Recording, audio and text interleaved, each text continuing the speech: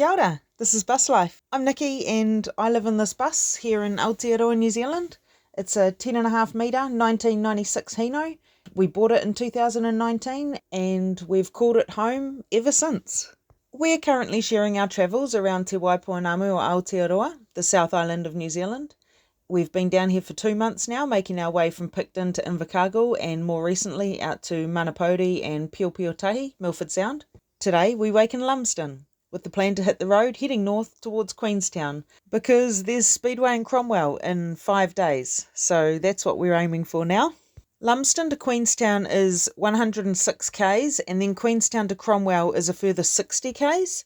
We'll be splitting the trip and stopping in Queenstown for a couple of nights before heading on to Cromwell. So we packed up and stowed away before hitting our regular first stops, the dump station and the gas station. We last put fuel in Te Anau, which topped us up to a full tank, so we've only driven Te Anau to Lumsden, which is about 80 k's, meaning our fuel top up this morning was only $60, but it's always good to start with a full tank because we don't know the area and so we have no idea what the gas stations are like and accessibility and their prices, especially near Queenstown, so we topped up.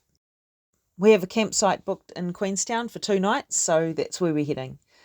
As you drive along Lake Wakatipu, there are some really good rest areas and pullovers along the way. We just need an app that tells us where these rest areas are and if they're accessible for large vehicles. Because, you can't pull up a 15-tonne bus like you can a car. So it would be nice to know if they're accessible for large vehicles and where they are. We did manage to spot a suitable one about 35 minutes out of Queenstown and it was a goodie.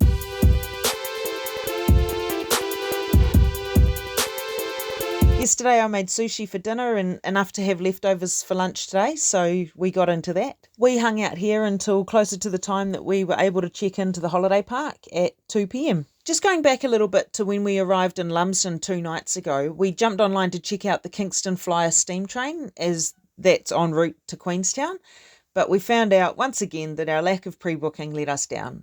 Pre-booking and planning is a really hard thing to do when you don't really know what you're up to, what your time frame is like, But it has also let us down a little bit because there are things we're missing out due to the lack of planning. Had I have looked earlier, like maybe even a week earlier, I would have learned that the Kingston Flyer only runs on Sundays, and although today is Sunday, the train is fully booked. Unfortunately, we really wanted to go on the Kingston Flyer steam train, so that was a bit of a letdown. Oh well, if you snooze, you lose, right? The drive to Queenstown is stunning.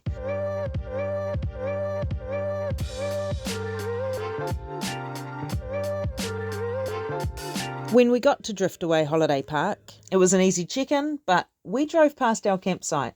We had navigator issues. I'm the navigator who clearly can't read a map. Because there was nowhere to turn around and it's 16 metres with the car in tow and we can't reverse when we've got the car hooked up, we had to unhook the car while parked in the driveway blocking sights, which was unfortunate, but just one of those things, and it was only for 5 minutes. We backed up and parked up. It was a level site, so no chocks were needed. And look at this.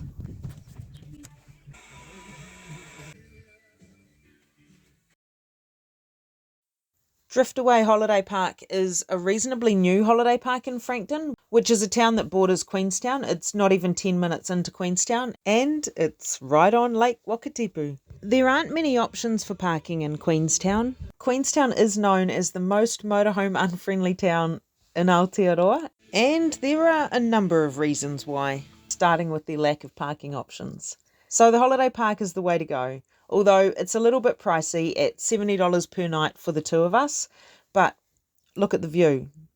You just embrace it, right? We booked a spot on the K-Jet jet boat. Paul has been on the Shotover jet before, so we thought we'd go for a different option. The K-Jet goes up the Kawaro and Shotover rivers. It's $130 per person. So we booked our spot for a 1-hour ride. We made the most of the private hot tubs at Driftway and check this out. How cute are these two? We have decided though that Queenstown isn't really it for us. It's very touristy, very expensive and very busy. So we're going to hit the road tomorrow and head for Cromwell. It would have been cool to go on the gondolas and also out to Arrowtown, but we didn't. There'll probably be next time though, because the NZMCA are onto it and they're opening a park in Glenorchy, so that'll be super handy for exploring Queenstown. So it's Wednesday and Speedway is on Friday and Saturday in Cromwell, and Cromwell is 60 k's from Queenstown. It's a beautiful drive, past all the vineyards one after the other and then through the Kawerau Gorge.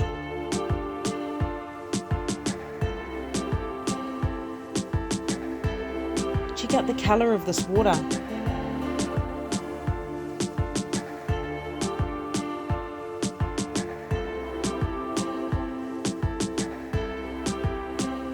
There are 2 NZMCA parks in Cromwell, so we're going to head for one of those. We're going to go to the Rotary Glen NZMCA park first, which has a maximum of 10 vehicles at any time, which is weird because it's huge, but it's something to do with council regulations. We were number 6, so we grabbed a spot and parked up. We like the idea of a big place with small numbers. This park also has a limit of 3 consecutive days. The 10 spots were taken fast, like within the next hour, and we got some neighbours. The next couple of days we just explored Cromwell. We actually spent a lot of our time at and in Lake Dunstan. We went out to Meg Dam. We had to renew the registration on our bus while we were here, so we did that because bus life things. And of course we stocked up on our fresh fruit because after all, Cromwell's known for it. On Friday afternoon we went over to Central Motor Speedway for the Debbie Webster Super Cup. We drove our car in, which cost us an extra $10, but we still opted for it. I don't know if this is a bus life thing or just a us thing, but it's always nice to have all your things right with you. It just makes for greater comfort. The Super Cup was super saloon focused, which is always a good watch. And we scored some fresh whitebait fritters cooked right there and then on the barbecue from the fella next to us. Cheer.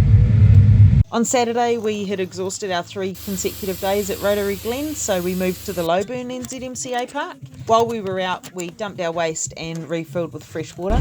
We did some washing in town and brought it back to the bus to hang on our Rotary clothesline. And a few hours later the custodian arrived, only to tell us to move our washing to the other side of the bus so it was not seen by passers-by on the road. This seemed so crazy to us. Do people really complain about seeing washing? Like, we all have washing. It's not like I had it hanging on the fence. Anyway, there must have been a valid reason, but it wasn't given. We were just asked to move it, so we moved it. That evening was another night's racing at Cromwell Speedway. This time it was the Daryl Ainsley Memorial. It was another great night's racing and a mix of all classes. Check out this view and the state of the car. Look at that. We took it through a drive-through car wash after the racing. We had a cruise day the next day, again just looking around Cromwell and spending time at and in Lake Dunstan. We were trying to decide what our plan was from here. Were we going to go Lake Tekapo, Twizel and Mount Cook, or the glaciers and the west coast? I had really wanted to go into Lake Tekapo and Twizel, but looking at it now, and we've done all the lakes that we've done so far, I kind of feel like I'm just about all laked out. So perhaps it's time for some wild west coast. There is Greymouth Speedway in 10 days from now. So after a lot, and I mean a lot of deliberation, we decided that we would go Haast Pass and out to Fox, Franz and Hokitika. So first thing, we packed up, stowed away, hooked up the car and made tracks. First a trip into the dump station and then we were off. There's only one dump station in Cromwell, and when we went there to check it out a few days ago, it was really busy, so we wanted to hit it early. We'll stop for brekkie somewhere along the way.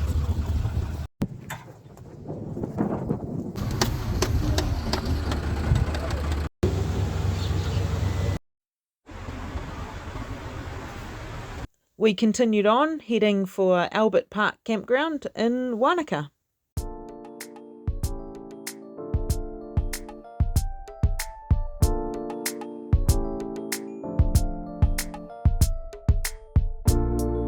This was a great park. There are actually 2 parts to this campground on either side of the road and bordering different parts of the Clutha River. This one in particular is a very large open space with good facilities, so it attracts all travellers from tents to juicies to station wagons, motorhomes and buses. It's mostly transient, although there were a few that looked more permanent, and it's $10 per person per night. In the afternoon, we went for a drive in the car for a look around Wanaka. We went out to Glendhoe Bay and for a wander up the main street of the shops on the lakefront, and you won't believe what we found there. Icicle candles in one of the gift shops. So we bought 3. One for us, one for my mum, and one for Paul's son and daughter-in-law. So we spent the next 2 days in and around Wanaka. We spent one of our mornings at Puzzle World, which was a good laugh and a bit of a workout for the brain. Good fun. Here's a taster. Can you work this one out?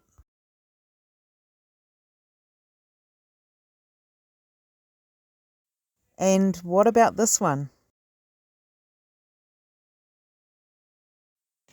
We spent one of our afternoons at Cardrona Hotel, having a kai and some drinks. And of course, I had a swim. After 3 nights in Wanaka, we've decided in the morning we're going to hit the road and head out over Haast Pass and out to the west coast. But I'm going to end this leg of our trip here and we'll pick back up as we head out to the west coast. If you haven't subscribed, do so you get the little notification bell when I post. And we'll catch you back here again soon. Ka kite anō.